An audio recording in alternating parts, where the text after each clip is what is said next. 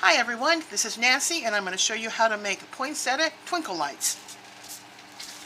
You're going to need tissue paper, a twinkle light stream, and some floral tape, and something pointy to punch a hole in your tissue paper with. Now we've got the full post with instructions and a pattern on our site at ourpeacefulplanet.com, but I'm making this little video to show you how to put the flowers together in case the photos aren't quite enough.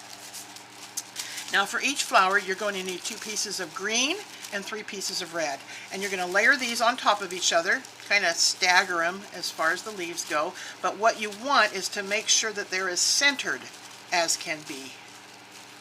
You don't want the leaves on top of each other as far as layered. In all honesty, I'm not sure that matters. I probably should test that. But you do want to make sure that it's centered this way. Once you get them centered thusly, you're going to want to poke a hole in the middle. Oops, let's put our floral tape out of the way there, because each of these is going to go over one of these lights. So I think that's about the center right there, so I'm going to poke a hole. I'm using an awl, which is like a pointy screwdriver. You can use anything sharp to poke a hole in it. Just be careful you don't poke yourself in the back here. Make sure I'm centered back here too. Poke a hole, and I'm going to make it a little bit larger. Be careful not to tear it too much.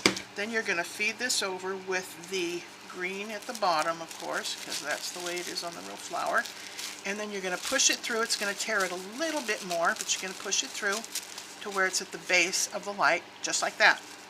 Now, you're going to fold this a specific way because I found that it makes it lay a little bit better at the end. So you're going to fold it up kind of like a sandwich, like this. And then you're going to fold the sides kind of in, kind of boxy, sort of, like that. Then you're going to kind of just crunch it up, and at the base here is what you're wanting.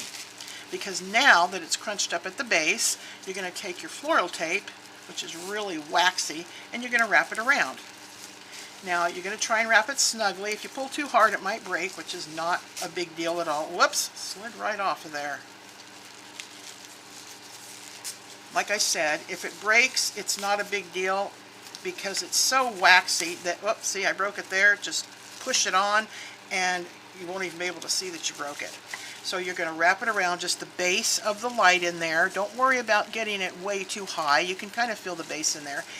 And you'll wrap it around the bottom till it gets down to where the cord comes in, and just push it. And then you've got a nice bottom of your flower there. Isn't that cool?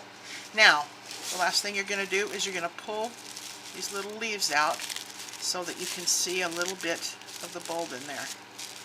And this is why you want to make it kind of centered, because otherwise your leaves will be a little, and some of them are going to be a little off-centered. This one is a tiny bit. It's actually not a big deal in the whole scheme of things. As long as you get your hole centered in most of them, it'll be fine. You can see I've done some other ones here. And when you turn the lights on these, they look absolutely awesome. Now, for those of you who are screaming fire hazard, no, these are not a fire hazard. These are LED lights. They were made because they are incredibly safe. You could run these for 2 weeks solid, hold on to them, and they wouldn't even hardly barely be warm.